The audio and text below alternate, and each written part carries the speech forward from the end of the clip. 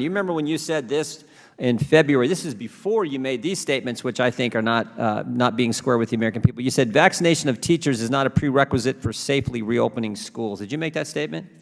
Something to that effect. I can't exactly say the quote, but yeah. Vaccinations of teachers is not a prerequisite for safely reopening schools. I think you made that statement on February 3rd. Do you stand by that statement?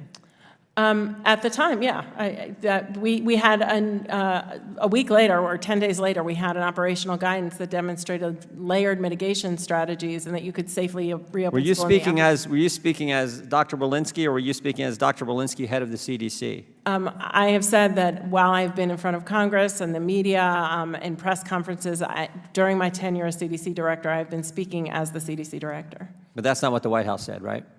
Jen Psaki said Dr. Walensky spoke to this in her personal capacity. Do you remember that statement? I do. Who's right? You Jen Psaki or you?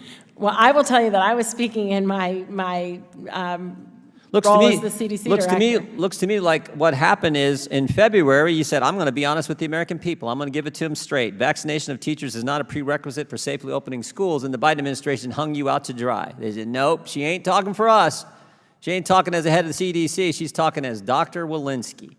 And then a month later, you said, well, you know what? I better not be totally honest with the American people. So I'm going to say vaccinated people do not carry the virus and they don't get sick. And everyone understood, like, wow, I know someone who's been vaccinated and they've gotten sick afterwards. I think what happened is you tried to be honest and they said no. And then you said, well, I'm going to have to hedge a little bit. I'm going to have to give the American people misleading statements from the head of the CDC. You were speaking as head of the CDC in both situations, right?